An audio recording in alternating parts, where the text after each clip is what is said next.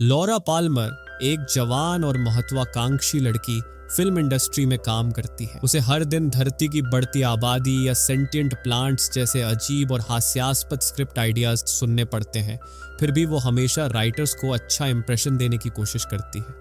उनकी तारीफ करती है, वादा करती है कि एक दिन उन्हें कॉल बैक करेगी। एक दिन उसका पति टोनी ऑफिस आता है। महीनों से दोनों अपनी डिवोर्स को एमिकेबली सुलझाने की कोशिश कर रहे हैं। टोनी उनकी कहानी को एक स्क्रिप्ट की तरह बयान करता है, वो स्क्रिप्ट जो वो कभी लिखा करता था, लेकिन सालों से डिप्रेशन ने उसे जकड़ रखा है और वो एक भी आइडिया नहीं बेच पाया। लॉरा उसे उसकी अल्कोहलिज्म की याद दिलाती है, पर टोनी उस टॉपिक को अजीब तरह से टाल देता है। वो उनके पुराने प्यार को भूल नहीं पाया। उम्मीद करता है कि शादी को फिर से ठीक कर सकेगा, खासकर इसीलिए क्योंकि उनकी बेटी अन्ना इस जंग से परेशान है। लेकिन लॉरा उस पुरानी रूटीन में वापस नहीं जाना चाहती। वो एक राइजिंग स्टार है, उसे नए लुक्रेटिव कॉन्ट्रैक्ट्स मिल रहे हैं। जाने से पहले टोनी उसे याद दिलाता है कि आज अन्ना का बर्थडे है। लॉरा को ऐसा दिखाना पड़ता है जैसे उसे याद था। टोनी के जाते ही वो अपने असिस्टेंट क्रिश्चियन से अन्ना के लिए केक ऑर्डर करने को कहती है। घर जाते वक्त टोनी का कॉल आता है। वो हैरान है कि टिकट्स के लिए अचानक इतनी फ्रेंजी क्यों है, जैसे सबको कहीं जल्दी जाना हो। तभी क्रिश्चियन उसे शॉकिंग न्यूज देता है, 2 ओलिगार्क्स की मौत के बाद अब पोप भी अचानक मर गए हैं। उसी पल लॉरा को स्नेल सीनियर के जेट में अलास्का जाने का इनविटेशन मिलता है। जेट में उसके साथ एक अमीर शख्स है जो इन अनएक्सप्लेन्ड डेथ्स से परेशान है। एक ही दिन में फोर्ब्स रैंकिंग्स में उसकी रैंकिंग ऊपर चली गई है। बात करते वक्त लॉरा उसके दांतों की अननेचुरल चमक से हैरान हो जाती है। दोनों अन्ना को बर्थडे विश करने साथ कॉल करते हैं, पर अन्ना स्क्रीन से बचती है। टोनी ने लॉरा से कहा था कि उसे अन्ना के साथ कुछ वक्त अकेले चाहिए। लॉरा जवाब में लीगल थ्रेट्स देती है। जल्द ही जेट बर्फीले अलास्का में लैंड करता है। स्नेल का असिस्टेंट लॉरा को फर क्लोथिंग देता है। अब उसे डॉग स्लेड से आगे का सफर करना है। रास्ते में उसका गाइड बताता है कि वो स्नेल की एक डिवीजन की इंचार्ज होगी, एक ऐसा रोल जो उसकी दौलत को बहुत बढ़ा देगा। एक सेटलमेंट में स्नेल खुद नए लोगों का स्वागत करता है। वो अलास्का के पहले सेटलर्स की बात करता है जिनकी याद में उसने ये कैंप बनाया।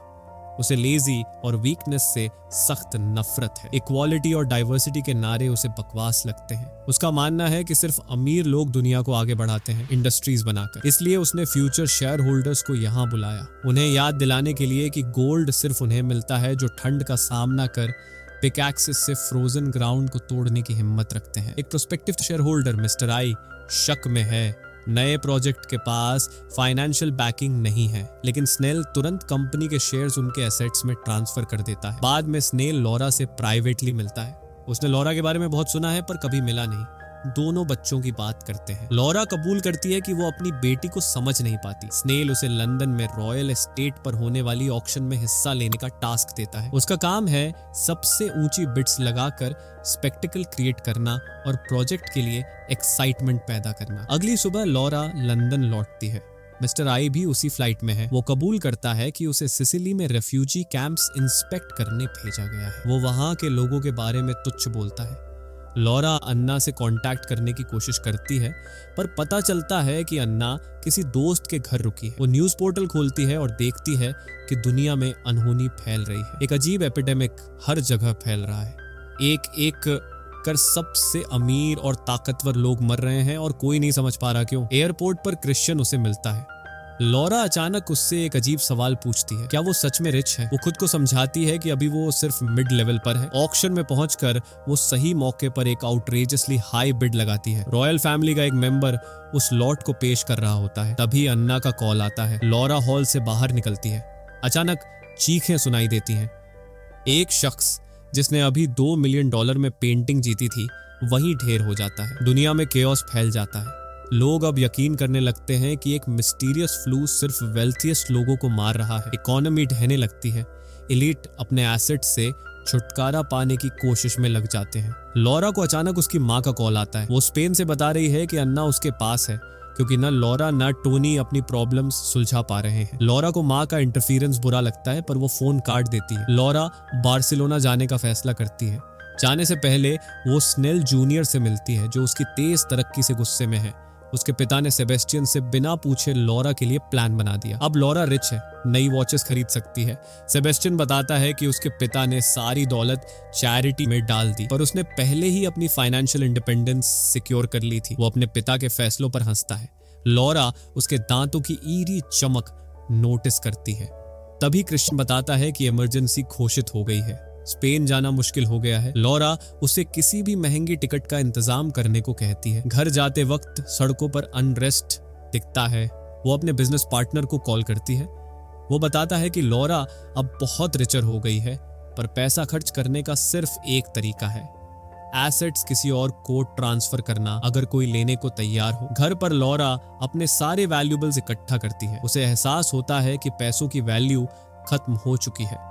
अचानक सैनिक उसके दरवाजे पर आते हैं, प्रोटेक्शन का ऑफर देते हैं। वो हाँ कहती है, पर फायर एस्केप से भाग निकलती है। एयरपोर्ट पर क्रिश्चियन उसे कार्गो फ्लाइट की टिकट देता है।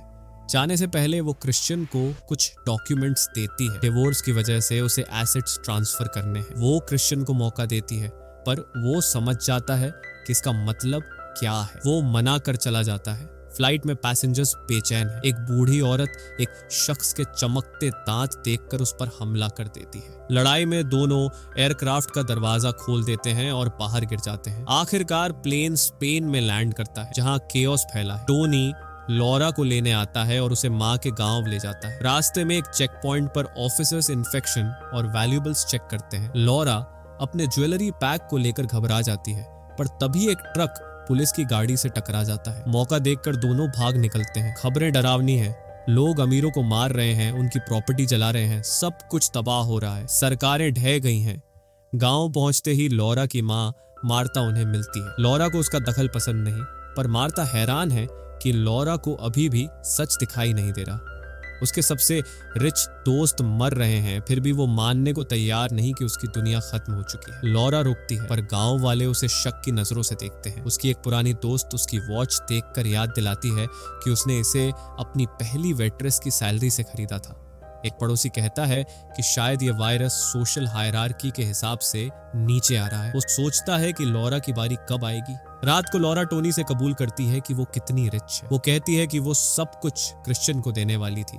उसे डर है कि वो इन्फेक्टेड हो चुकी है। वो जाना चाहती है, पर तभी बाहर गुस्साई भीड़ जमा हो जाती है। वो चिल्लाते हैं कि ये गंदी रिच औरत अपने कंटेजियस फैमिली को लेकर जाए। लॉरा अन्ना और मार्ता को बचाने की गुहार लगाती है, पर कोई नहीं सुनता। तभी उसका एक दोस्त बोट ऑफर करता है। फैमिली जल्दी से बोट पर चढ़ती है और रात में निकल पड़ती है। मार्ता टंजानिया जाने का सुझाव देती है, जहां उसका एक दोस्त पहाड़ों में रहता है। सफर बहुत लंबा है, पर उनके पास और ऑप्शन नहीं। कई दिन तक वो शांति से समुद्र में बढ़ते हैं। एक रात तूफान आता है। बारिश की गड़गड़ाहट में उन्हें मदद की पुकार सुनाई देती है। वो एक जवान लड़की को बचाते हैं जो 6 दिन से समुद्र में बह रही थी। जैसे ही वो होश में आती है, एक ब्लाइंडिंग लाइट बोट पर पड़ती है, मिलिट्री सर्च लाइट।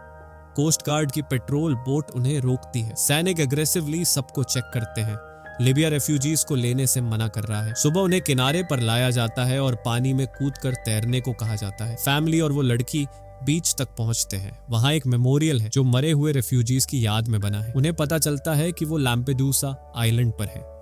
नजदीक एक रेफ्यूजी कैंप है।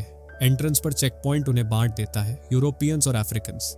मार्ता उस लड़की को अपनी दोस्त बताने की कोशिश करती है, पर उसे कहा जाता है कि वो व्हाइट न्यूकमर्स से बेहतर सिचुएशन में है। बाद में पता चलता है कि यूरोप से सारे कनेक्शंस टूट गए हैं। लॉरा अपनी चैरिटेबल डोनेशंस की बात करती है, पर अब उसकी कोई वैल्यू नहीं।